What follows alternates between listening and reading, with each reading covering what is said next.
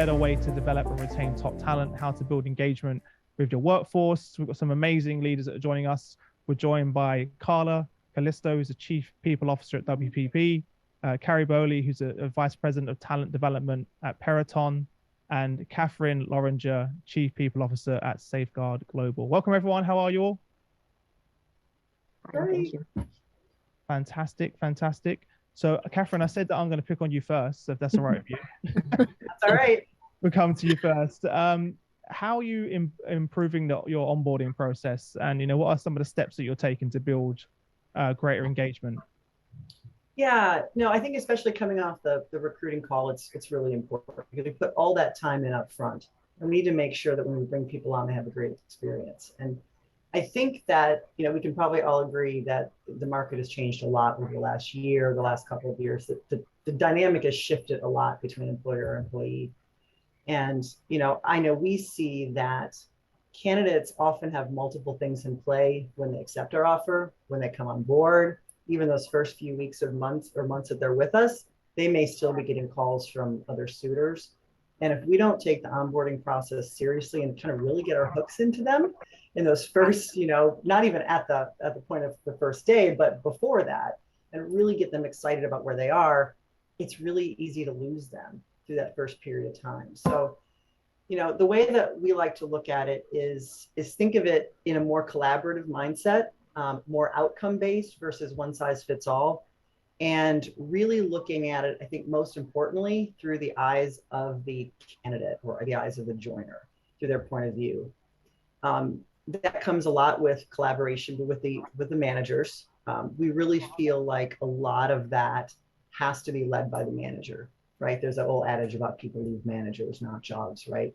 And HR can't do it all for them. We can build the framework, we can train them. And I think our most important job is facilitating managers understanding their role and that this is really an investment in the employees. This isn't a checklist that HR is making them do, but it is actually a time to connect and build a high-performing, productive team. So, some of the things that, we like to coach our managers around is, the old style checklist is day one, do you have your computer? This is what your job is. This is how we communicate. This is how I do my one-on-ones. Flip it around and say, okay, what does the candidate need? So tell me how you like to communicate. How do you best receive feedback? How do you best receive direction? From day one, start building that relationship in a way that is productive for that new joiner, that works for them, that makes them feel connected to you in the business. HR is still going to help. We're still going to do check-ins and all of those things, feedback to managers. But in the end, I think the bottom line is about, this isn't a checklist world anymore. This is about looking at things through the candidate's point of view so that we can really engage them and we can build the engagement that lasts throughout their tenure with us. Yeah, I really like what you're saying, KATHERINE, about looking at it through the through the employee's perspective. And I like that because I hadn't thought about it from that perspective. We are in the process of revamping our onboarding process for the same reasons that you just stated. And our focus has really been on trying to make a connection between starting with the company values and the mission and the vision to really try to reinforce the reason why somebody would join our company. And part of what we're doing, and it sounds like you're doing this too, but we're actually going to be holding some training sessions for managers to teach them how to properly onboard a new employee, because to your point, they think a lot of it is up to HR. Well, isn't that HR's job? And it's like, no, it's not, especially in today's environment when all of our HR teams are so lean. So, we're embarking down a similar path. I wrote down what you said because I want to make sure I share that with my team, that that's the bias or the lens that we're looking through, and really starting to change how we bring people into the organization and what their experience can look like. Yeah, we're doing the same.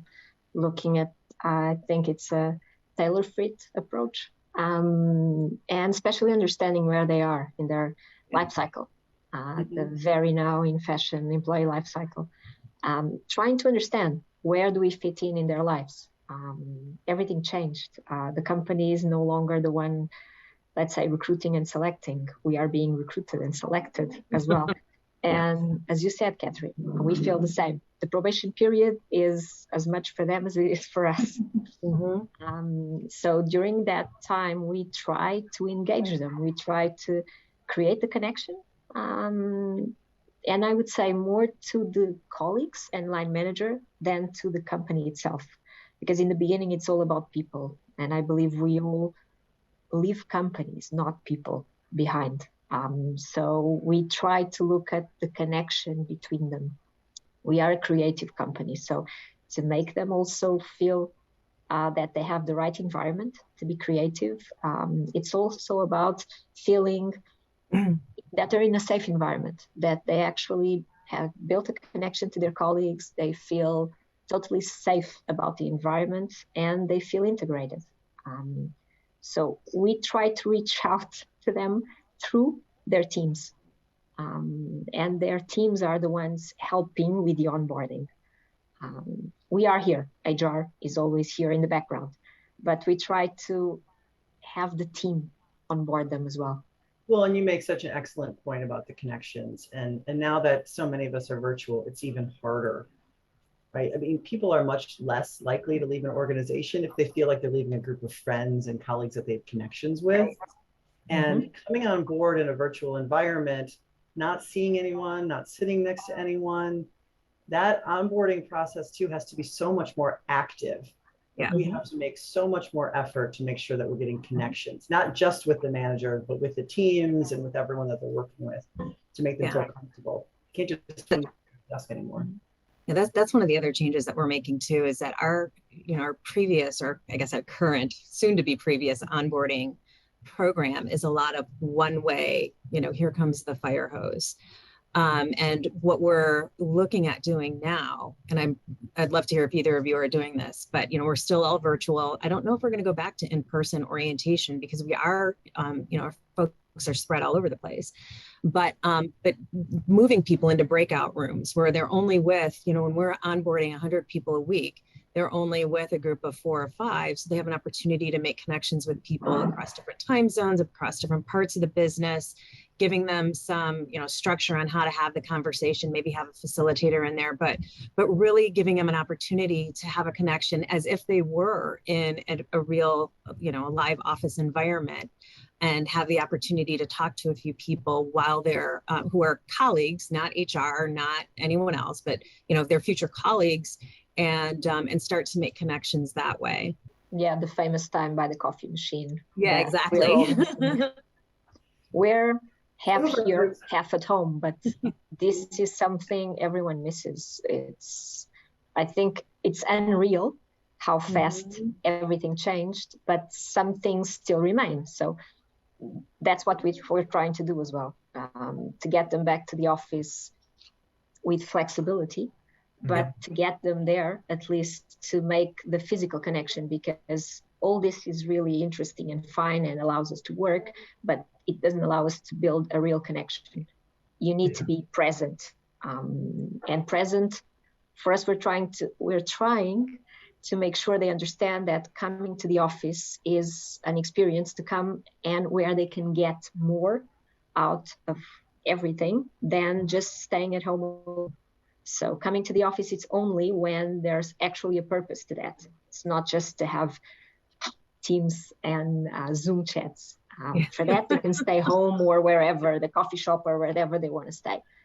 Coming here is for brainstorming, for client meetings, for, creative exercises, to have fun. That's something different. Yeah. Then we didn't used to worry about if the employees were having fun.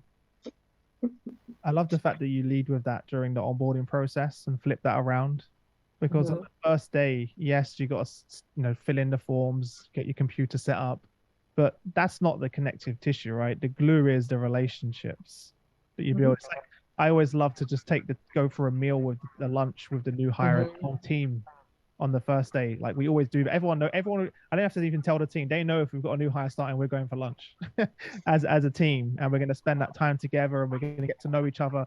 We can set all the other stuff up later. We can do all of the admin and all those things. I want to spend time connecting the team members, letting them know, even sharing our why and purpose individually over lunch with that individual. So like, oh, this is what Chris is about. This is what drives Ivan. This is what drives, Tessa, etc. And they're like, oh wow. And they're understanding more about them, their whole, not just their job title and their credentials, but them as an individual, their family, their responsibilities, their motivators, and that's what connects us. So when we come to when those individuals go and work remotely after, which then they have that connective tissue still that exists with companies. One of the things that our LATAM group started doing was a new hire virtual happy hour. Yeah, Minimum on that. Right? Just bringing people in, and some of them aren't near the office. So bringing people together virtually just to get to know each other, just to have purely social connection, no work involved at all. The buddy process, right? I know a lot of companies, onboarding buddy, you have this one buddy that you're onboarded with, and you can kind of go through the process together. You can talk about what's going well, what's not together. You just have that one person there that's going through it with you. It's so nice to have. But it has to be real. It can't be my job as a manager just to assign a buddy, okay, you're it. Again, we have to make sure that that buddy, just like that manager, understands that they actually have a job. Yeah. How do you do that over time zones though, when you're trying to have that type of facilitated events? I know this is super tactical, but we've got people literally around the globe. And I know we can do multiple sessions and everything, but sometimes it's one person in an outlying time zone. So I'm just curious, have any of you figured out how to or have a practice around how to do some sort of a facilitated events when you've got multiple time zones involved? It's usually multiple events. Okay. We try to pick the time zones that are best for those people because we want them to attend. Right. So it makes it difficult to get the entire organization together, but it does allow us to get groups together that are small enough that they can actually interact together. Yeah. So we've done, for example, Halloween parties. The leadership team will attend every single one of them, starting at 6 a.m. for India and until like 2 in the afternoon for US, and we'll be dressed up all day long and engaged and participating with each of those groups, right? Trying to build engagement, and one of our values is fun, so trying to build off of that value as well. So I can attest to that, Catherine, because I've been to one of your parties in the past when Bjorn, your CEO, invited me and Shane when we first met the team. This is when you had 400 employees. And one of the things, it was at a castle, I think. And I remember leaving that going, wow, what a fun, I was like, because I met Bjorn, I didn't even realize he was a CEO because he was running around like a crazy person and just interacting with everyone, and he was just super down to earth. And I was like, wow, what a great, I felt like everyone embraced me and Shane. They just met us. I was like, it's so cool. And that is definitely part of the culture at Safeguard Global. It's very fun. It is, and it's been the hardest thing through this change to hybrid and virtual. So I'm always hoping to hear more great ideas from people on a way to foster those relationships. It's so important to us. Yeah, definitely. What would you say are some of the best practices that you've all been using around improving employee engagement during this time? Carrie, if you jump to you first, if that's all right. Sure, yeah. So we've got kind of, I don't know if it's a unique situation or not, but it's definitely a challenging situation in that we've grown fairly significantly through acquisition over the last 2 years, like from 3,500 employees to 18,000 employees. So huge jump between 2020, 2021, 2022. And so we had all these different cultures that were part of that due to the acquisition. So the first thing that we've done, because we're in a very, very competitive labor market, like I'm sure many of you are, and have experienced higher bouts of attrition than we were comfortable with, we put together an engagement survey. And it was an all-employee survey that we put out in June. And like I heard on one of the previous calls, we're moving forward now with action planning and really trying to get our arms around what are the things that are most important to our employees. And I think we've got that. But we still need to focus on engagement at the team level. And what I've just put together for the organization is what I call it's a 4-factor engagement model. It is, I think, fairly simple, but I don't know about you, but sometimes when I've got a lot of pieces, I need to put them into categories. And that's essentially what this is. And so it really looks at work in terms of, what are the things that give our work meaning, like setting goals, setting expectations, valuing skills and developing skills, individuals having some agency in terms of their careers. The next category was the relationships, and we talked about the relationship between managers and employees, but it's also the relationship among the team, and how the team works together. So how do you use that as a lever to build engagement? Like I think, Catherine, you said, people don't leave places where they feel they've got friends and they're happy to come into work and they feel like they've got, a good place in that organization. The third piece is around culture. And the way that I structured this one is, a lot of times we use the phrase, a culture of innovation, a culture of transparency, things like that. So I kind of put some of those things into the same category, like what are those things that define our culture, and how do we leverage that? Things like diversity, equity, and inclusion. Are we an inclusive workplace? And then the fourth piece is about the future. And this is really where leaders have the opportunity to create that vision and to be inspirational and motivational to their teams, to understand what that motivation is, and to act as a change agent when some of these corporate changes come about. And then finally, looking forward from an employee standpoint, where am I going in this company? What's my next move? How am I going to get there? If somebody doesn't feel that they've got a future in the company, then their sense of belonging is going to be much lower. And again, that's going to lead to more attrition, less engagement.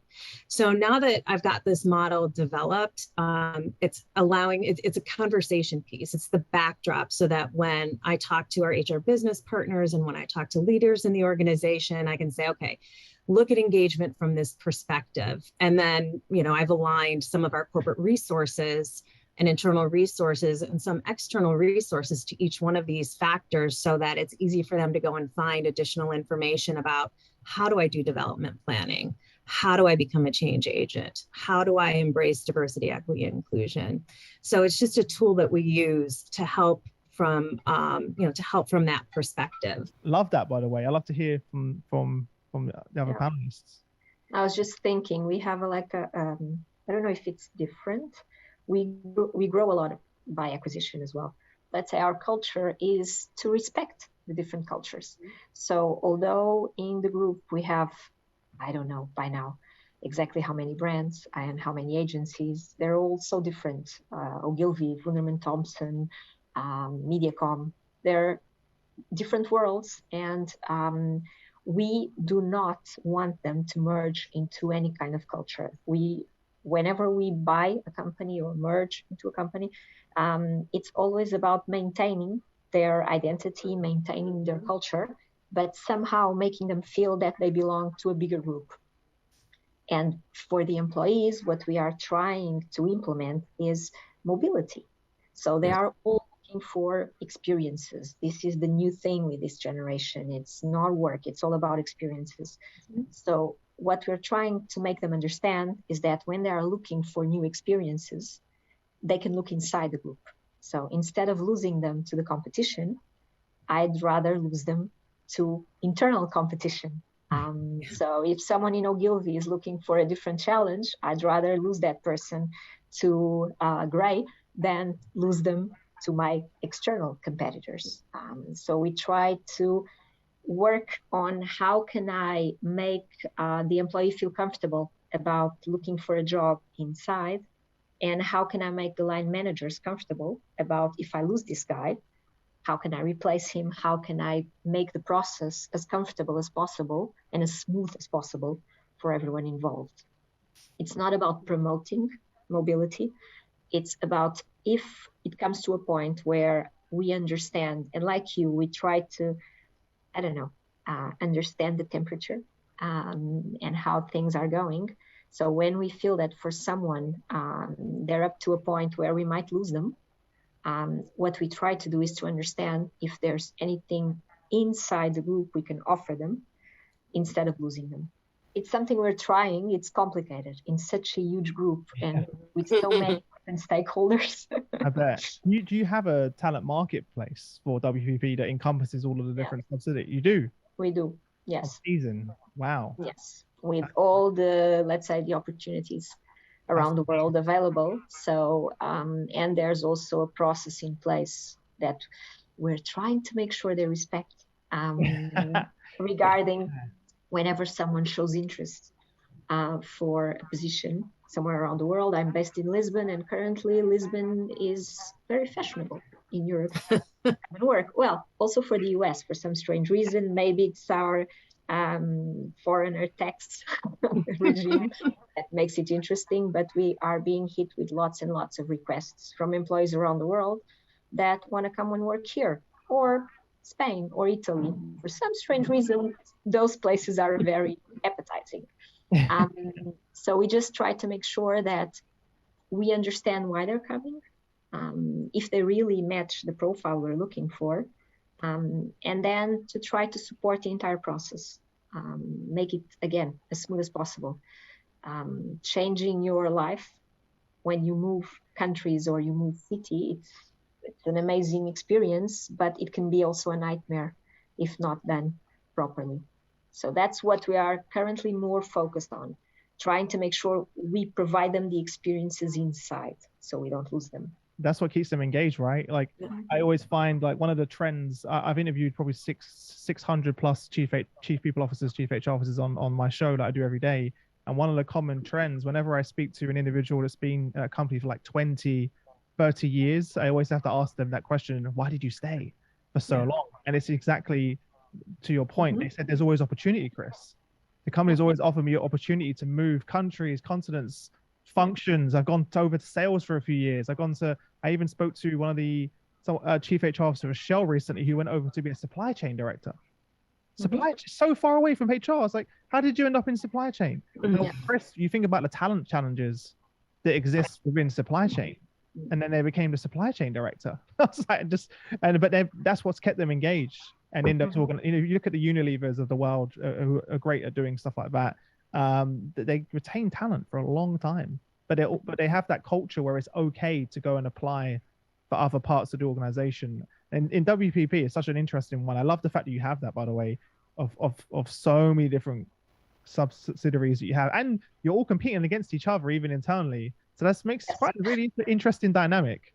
Yes, it's a complicated dynamic, and this is something, don't get me wrong, we are still in the process of implementing and trying to make it work, but it's always difficult with so many players involved.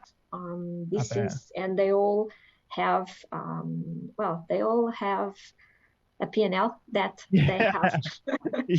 And losing someone isn't something anyone is willing to do, especially in this time and age where it's so difficult to replace someone, so difficult to find the right person for the job. So this is complicated, but we're trying, as Carrie mentioned, also with what we call career conversations. So we're trying to promote constant feedback between line manager and employee to understand what they want to do, where they want to get to, how can we help them get there, and just trying to navigate this complicated place. Again, this is all very, I wouldn't say new to us, but it's new in the way we're doing it right now, because all this remote stuff makes it harder. Everything is harder. You know, we're going to be doing a lot of what you just described around the marketplace, and a really big focus on career development next year, because that was the number one dissatisfier, I guess is the best way to say it, and the engagement survey was around career development. And you know, if you think about all of these different organizations coming together, obviously a completely different model than what you have, Carla, where we are trying to integrate culture, and we are trying to promote a one Peraton within the organization. People they like the company, they want to stay, but it's very clear that if they don't feel that they've got an opportunity for growth, a path forward, they're going to leave and they're going to go someplace else to get that. And that's what we're trying to get in front of.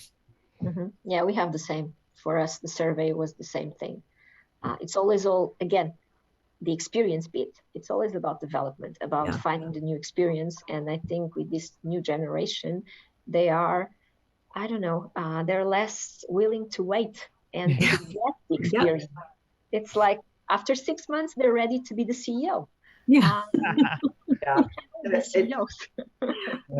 We've always had a culture of promoting from within, and you can apply for any role in the business, but I love how you're taking more of an active approach around it, because that's really what we're seeing and what we're hearing too from our own people, and realizing that they're not okay to just wait until the next position in line opens up.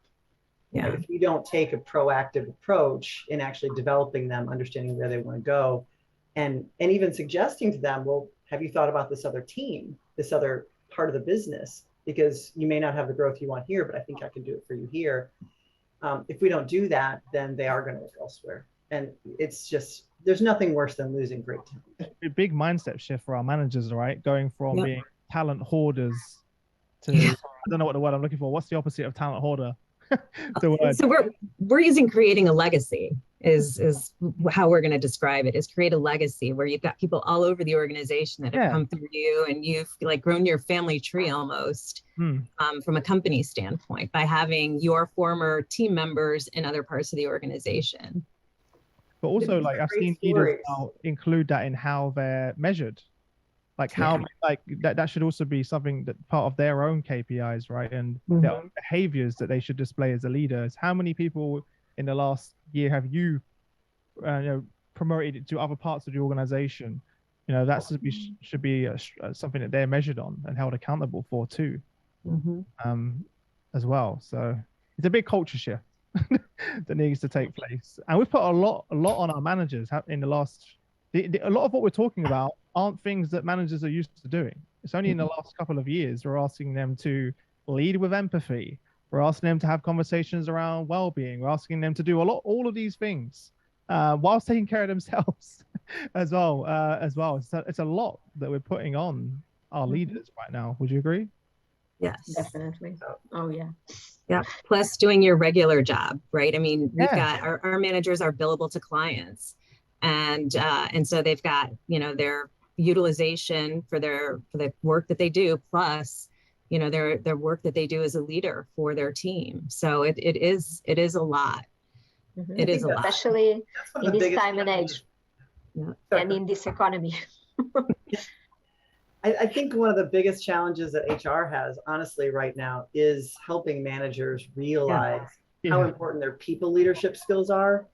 Because the biggest obstacle we run into is, I had a client call, I had a sale I had to make, all those things that are my real job. And if something's going to give, it's going to probably give how they lead and manage their people.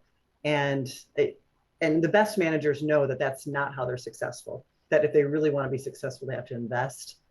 But our younger managers or less experienced managers, that's probably the biggest challenge, is getting them to think in that different way. Yeah. Well, for us, it's across generations, honestly. So, it's not even younger; it's inexperienced, maybe, or old school.